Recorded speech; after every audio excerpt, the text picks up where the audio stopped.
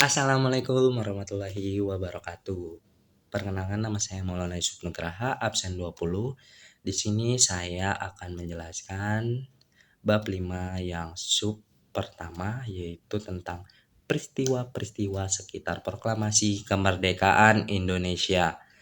Jadi di poin pertamanya ini ada Perang Asia Timur Raya. Jadi di dalam Perang Asia Timur Raya ini adalah perang antara sekutu dengan Jepang yang dimenangkan oleh sekutu, dan juga setelah perang ini ada yang namanya perjanjian penyerahan atau kapitulasi, yang perjanjian ini dilakukan di atas kapal USS Missouri pada tanggal 2 September tahun 1945.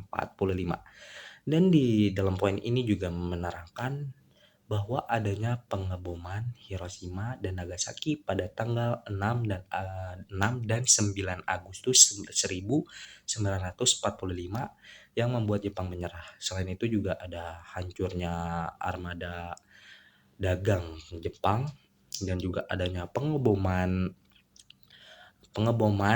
pabrik-pabrik industri Jepang, dan juga karena hancurnya armada kapal dagang Jepang ini membuat kehilangannya pasokan bahan mentah Jepang seperti minyak bumi, karet, batu bara dan segala macamnya, itu yang membuat kayak pasokan bahan mentah yang ada di Indonesianya ini menjadi terhambat. Dan juga di poin kedua dijelaskan bahwa adanya tentang perbedaan pendapat antara golongan muda dengan golongan tua.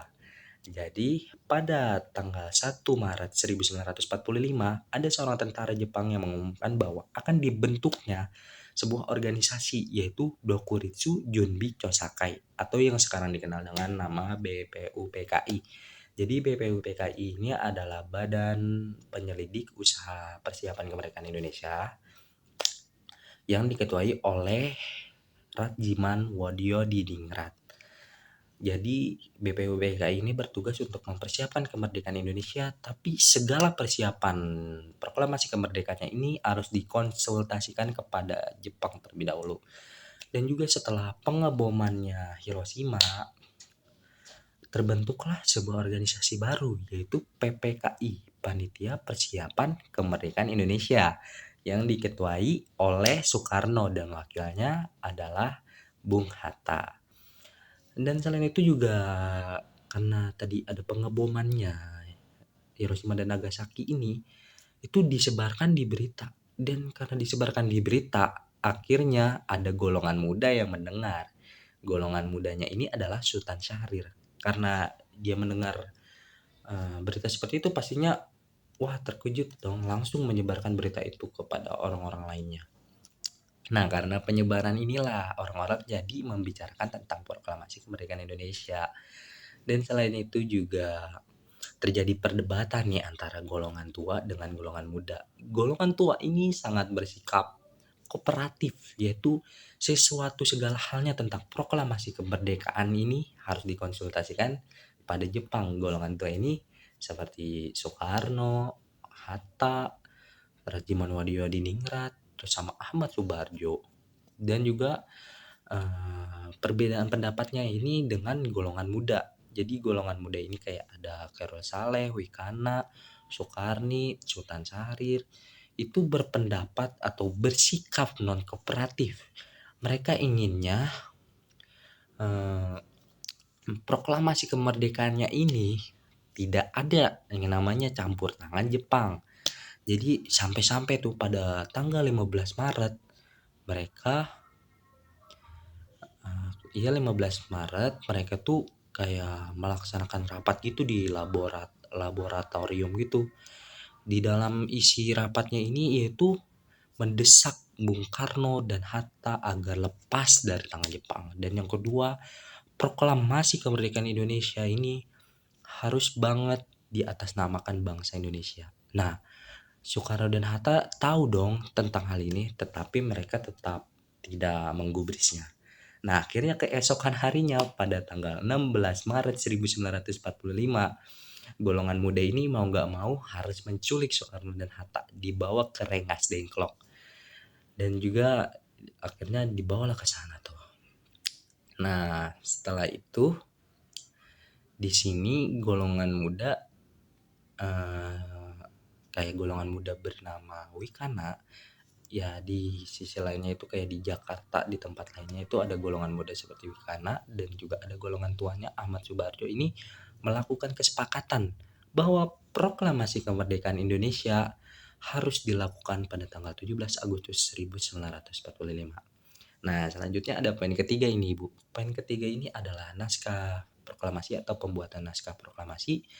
Jadi pembuatan naskah proklamasi ini dilakukan di rumah Laksamana Maeda yang diisi oleh orang-orang yang sangat berpengaruh pada pembuatan naskah proklamasi ini. Ada Ahmad Subarjo, B.M. Dia, terus ada Sayuti Melik juga, ada Soekarno, ada Bung Hatta. Jadi naskah proklamasi ini disusun oleh bukan disusun sih, kayak Soekarno nih menulis proklamasinya, sedangkan Muhammad Hatta dan juga Ahmad Subarjo ini menuangkan ide lisannya gitu, kayak lisannya itu dituangkan idenya gitu, Bu.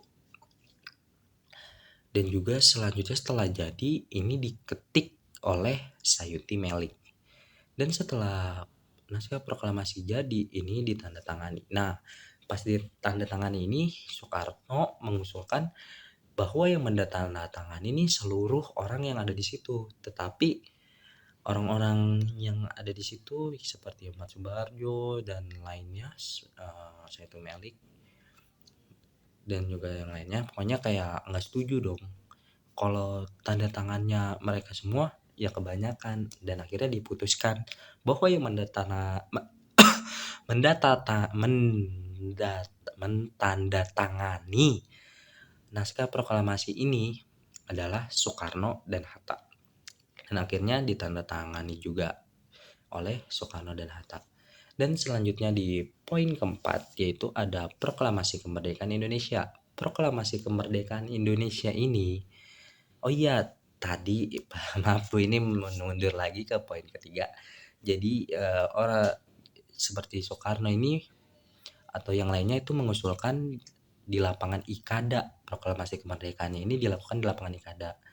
Tapi Soekarno mikir-mikir lagi dan juga was-was, takutnya proklamasi kemerdekaan ini jadi kacau. Jadi terjadi bentrokan kepada tentara Jepang dan akhirnya dipindahkanlah tuh ke Pegangsaan Timur nomor 56 Jakarta. Nah, baru lanjut ke poin keempat yaitu proklamasi kemerdekaan. Proklamasi kemerdekaan Indonesia dilakukan di rumah Soekarno yaitu di Pegangsaan Timur nomor 56 Jakarta. Dan juga di sini kayak ada yang namanya penjaga gitulah, yaitu Latif Hendra-Diningrat dan juga kayak pembuat yang benderanya seperti itulah Bu, namanya kalau nggak salah Cokai apa Hondakai kalau nggak salah Bu, Cocai kalau nggak salah, Cocai, saya agak lupa ini Bu. Intinya kayak ada pembuat yang benderanya juga dan juga ada pembuat benderanya yaitu Fatmawati yang menjahit bendera. Jadi Fatmawati ini adalah istrinya Pak Soekarno. Beliaulah yang menjahit bendera Indonesia yang pada saat itu dikibarkan. Dan akhirnya pada jam 10 akhirnya berkumandanglah itu proklamasi kemerdekaan Indonesia yang berisi kami bangsa Indonesia dengan ini menyatakan kemerdekaan Indonesia. Hal-hal yang mengenai pemindahan kekuasaan dan lainnya diselenggarakan dengan cara seksama dalam tempo yang sesingkat-singkatnya. Jakarta, hari 17 bulan 8 tahun 5. Atas nama bangsa Indonesia, Soekarno-Hatta. Nah, setelah itu sudahlah tubuh, lanjut ke poin kelima yaitu penyebaran berita proklamasi. Penyebaran berita proklamasi ini diserahkan kayak salinan teksnya ini diserahkan kepada Kepala Badan Pusawatan Jawatan Radio. Jadi diserahkan kepada mereka teksnya melalui seseorang kalau nggak salah namanya Syahrudin. Jadi Syahrudin ini menyerahkan kepada kepala. Nah, terus kepala radio ini kayak kepala radio bukan, maksudnya kepala atau tokoh utama yang di situ ketuanya ini kayak menyuruh kalau di sana tuh kayak ada namanya Suprapto, Suprapto, terus ada juga Suprapto sama Ahmad. Siapa ya Bu? Ya saya agak lupa. Pokoknya ada 3 orang ini kayak menyebarkan berita proklamasi kemerdekaan Indonesia ini 3 kali secara berturut-turut. Nah, setelah kedua kalinya ini ada tentara Jepang yang menyusup ke dalam pusat jawatan radio ini. Dan akhirnya pada tanggal 20 Agustus 1945 pusat jawatan radio ini disegel. Nah, akhirnya juga orang-orang yang berada di dalam pusat jawatan radio ini nggak menyerah dan mereka membuat pemancar radio baru di kalau nggak salah di Jalan Menteng nomor 31 itu dibuat tuh pusat pemancar radio yang baru. Nah, akhirnya disebarkanlah berita proklamasi kemerdekaan Indonesia ini di radio, terus juga ada pamflet-pamflet, ada berita lah, ada terus juga kayak digambar di gerbong kereta gitu buat memberitakan proklamasi kemerdekaan Indonesia ini. Dan juga seperti ada BM Dia, Soekarni ini itu kayak menyebarkannya ini melalui pers gitu di media. Nah, seperti itulah Bu tentang hal-hal yang saya ketahui. Mungkin tadi di poin kelimanya saya agak lupa, saya mohon maaf Ibu. Tapi nanti saya hafal lagi dan juga untuk poin keduanya saya hafal lagi lah, kayak di sub 2-nya selanjutnya saya akan hafal. Mohon maaf jika ada kesalahan kata-kata atau segala macamnya. Wassalamualaikum warahmatullahi wabarakatuh.